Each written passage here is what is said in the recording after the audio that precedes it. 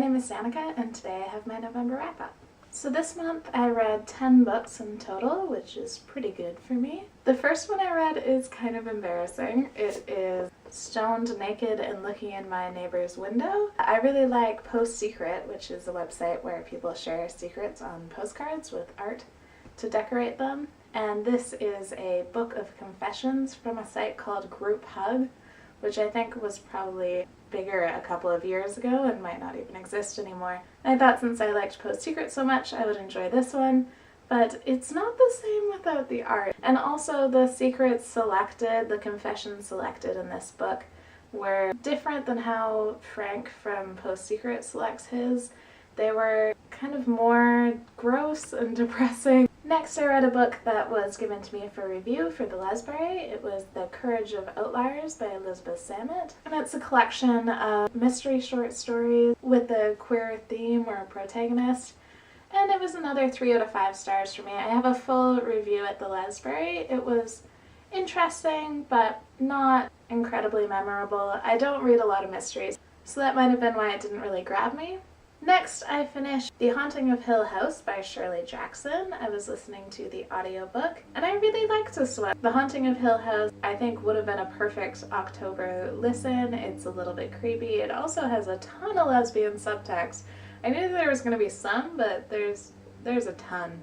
I also reviewed that one on the Lesbrary. Next, I had another book that was sent to me for review, A Very Civil Wedding by V.T. Davey, and I ended up really enjoying this book. In the book, it turns out that the Princess of Wales is a lesbian and she gets engaged to her girlfriend, and the whole book is about the controversy of this engagement and whether the wedding is going to take place in England or whether it can be blessed by the church, and what it means if she ascends to the throne and she wasn't blessed by the church, and whether she'd be living in sin. It has blog entries and news clippings and transcripts of talk shows and all of these different reactions, as well as a little bit of her actual life and all of the people who are trying to change laws or trying to oppose this marriage. It was really interesting. It seemed completely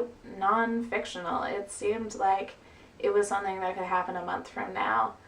I also have a full review of that at the Lesbrary. I would definitely recommend it. Next, I read Insurgent and Allegiant by Veronica Roth. I know, I was behind.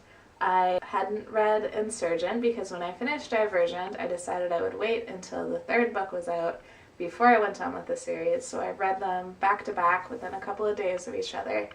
And I definitely enjoyed the first book more than I did the entire trilogy. I think enough has been said about this trilogy that I'm not going to do a full review, but I enjoyed it. I actually enjoyed the ending. I liked the concept of the 3rd book and the way the world really expanded and the world building.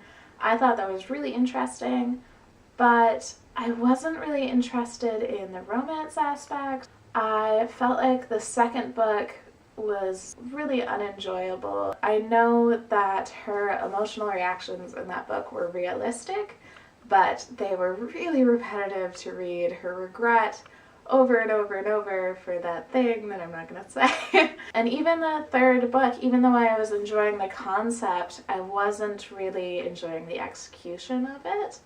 So I liked the trilogy, but it's definitely not one of my favorites, which is sad because I really enjoyed the first one. Next, I read another book that I meant to read in October, and that's Dark Angels, Lesbian Vampire Stories, edited by Pam Kesey. I actually read the other companion anthology, Daughters of Darkness, and I really loved that one. It's the same kind of thing, these are just different stories, so I was expecting to really like this one as well. But I didn't like it as much as Daughters of Darkness. Review at the Lesbrary. I just thought it dragged. It's not one I'd recommend in the lesbian vampire genre. And after that, I read The Book Thief by Markus Zusak. Again, I know I'm totally behind. I wanted to read it before the movie came out, and it hasn't. I believe it hasn't actually come out here. I know it's out in general, but I don't think it's out in Canada yet. I had heard so much about this book, so I was kind of coming in with some trepidation. I wasn't sure if there was way too much hype, and I still really enjoyed it. It's obviously very well written, not just the narrator as death, but just the way observations are made, the way it's structured. So the last book I read this month was the last book I went to read in October, and that is Fist of the Spider-Woman, Tales of Queer Desire by Amber Dawn. And it is a collection of queer horror short stories, and it's super creepy. I wish I had read this in October because it totally creeped me out. It's kind of a mix of horror and erotica.